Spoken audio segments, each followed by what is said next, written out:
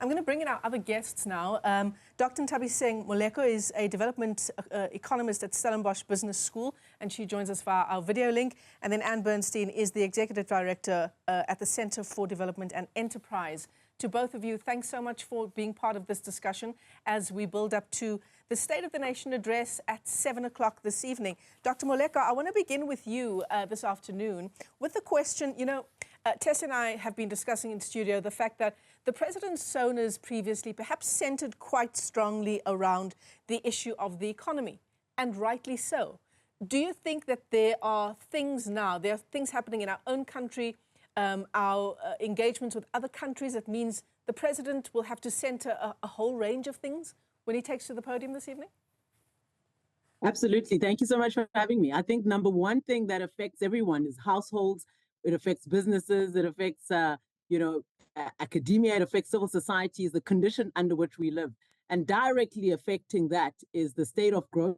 Directly affecting that is whether people are economically active or they're economic participants or they lie in the economic wilderness. And I think all the tenets that speak to that, whether you're speaking to how healthy business is doing, whether you're speaking to the effectiveness of the state in terms of the ability of the economic cluster to perform, whether you're speaking to the ability of the labor market to respond to the rigidities and to ensure that there is labor absorption, or whether you're speaking to the general functionality of the modus operandi and the machinery of the state and how it improves the livelihoods of all South Africans, at the core of that is the economy. At the core of that is the functioning of the different factors of production and how well we not only broaden but also include those who are excluded.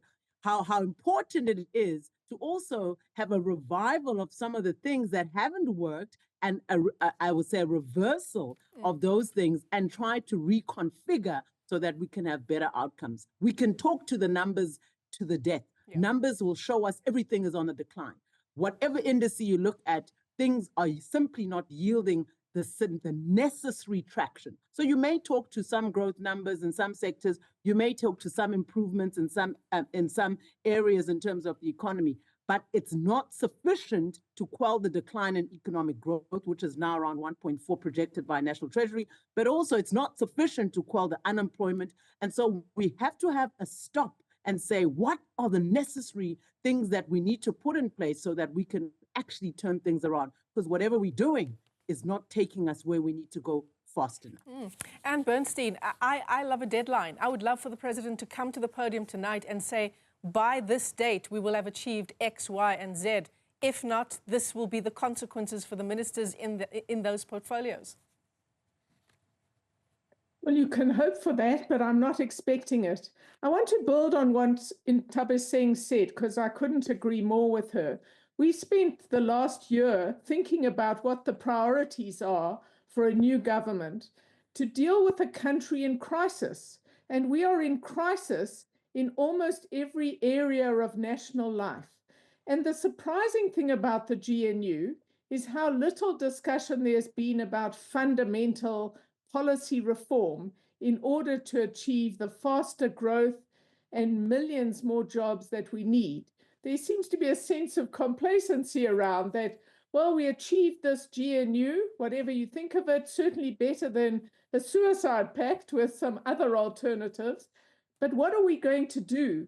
And to perpetuate the policies of the past, which have got us into the terrible situation we're in today, is not an option. So we're looking for more indications of fundamental reform. Let me give you two examples that have come out of all of our work.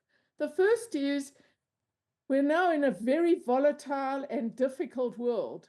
And in order to get growth, we need a very different approach to our economic policy. We need to be looking to be an export-driven country. That will be the best way to expand our economy, and that will require real changes in the Department of Trade and Industry and Competition. The other area that we're looking for some seriousness about reform concerns the National Prosecuting Authority. Now, many people have said how bad it is that the NPA has failed to successfully prosecute one senior politician involved in major corruption or state capture. And you have to ask yourself why the president has not given the NPA more support. Two examples, very quickly. I would hope that tonight the president responds to the August 2023 request from the head of the NPA, Shamila Batoy, to suspend a regional director in the NPA. It's 18 months on almost, and the president has not responded.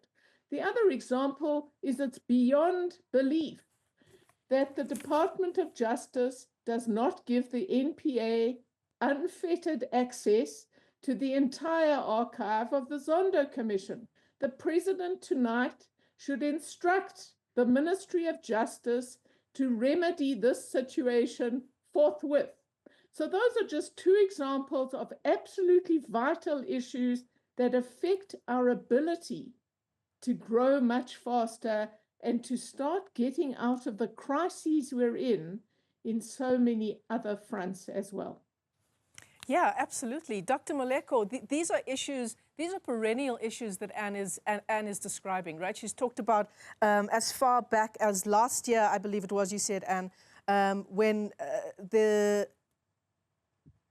Department of Justice, there was this application to the Department of Justice to grant unfettered access to the NPA, to the state capture files. So this is the point that we've been making.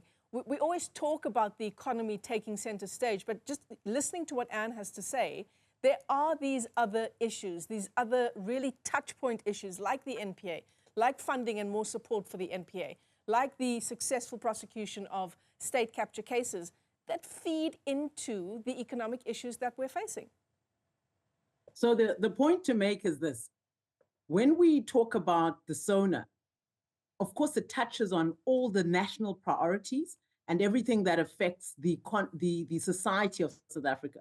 That includes crime, that includes the institutional capacity and capabilities, not just of the state. That includes all parties and stakeholders and their contribution to the entirety of the South Africa we want to see. I want to put a point across for an example. You know, one of the things that is, I would say, what we have seen, you spoke about at the beginning, the global complexities, and I think Ann also mentioned it, that we were currently living in a situation where there's significant global shifts. There's a change in terms of trade policy we are seeing from the global north. There are change in terms of the way trade is done. So the order of the economy and the way things have always been done is significantly shifting. I see this as something that is pointing to Africans, and in particular South Africa, as an opportunity. I'd say this, and I want to focus on two instruments specifically.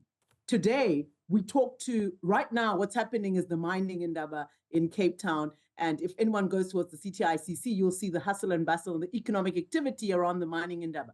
The fundamental question that we should reconfigure and review, I'm not sure we'll hear anything about it today, but I think that if we are to reconfigure our economies, is how do we make use of our mineral resources and our wealth for the benefit of the majority? What are the profit-sharing models? What are the inclusivity models? How do we change the mining rights and exploration right to ensure that the locals, to ensure that the majority, and to ensure that you enable access to massify, the benefit? The second aspect talks to the gains that are made. The model that Botswana has, where they have a co-partnership with the private sector and the public and the sharing of the wealth and the gains. This all for one model where we cannot share profit is something I believe we need to critically review as the model of how we disperse benefits, because the concentration of profit, the concentration of ownership, concentration of control on a few at the expense of the majority has to be revisited. I think the second point I want to come in is something that has been in the national discourse now, is the Transformation Fund. We've been hearing the Minister of DTIC and mentioned the issue of raising and bringing the DTIC to the fore, the issue of how he needs to reconfigure. One of the things I've heard him mention is the issue of the Transformation Fund. Now, the reason why economic growth and expansion is a problem and the rate of growth in this country is declining instead of exceeding and going up as other emerging markets. The rest of Africa has between 3 to 4% growth. The rest of the world is sitting at above 4% growth.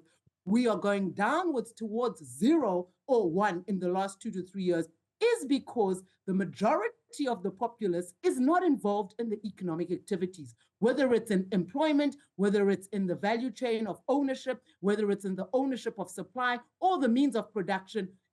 Even the access of finance is a problem. And we saw this with the COVID loan guarantee scheme, where the state, through the SARB, the Reserve Bank, offered guarantees, and 200 billion credit guarantee was offered to the SMMEs at a time of crises, but the uptake from banks was less than 10%. 18.2 billion was disbursed. This points to the need for critical funding enablers so that you massify inclusion. And this has to be something we discuss and look at so that we can reform SMMEs, we can ensure inclusion, and we can ensure expansion of the broad majority of South Africans, Black South Africans in particular, so that we can have growth. And this is something we have to talk about and collaborate with the private sector, because they're the owners of capital. And so I think that these are the difficult discussions. She mentioned a difficult discussion on the justice cluster. Let's talk about finance. Let's talk about access to capital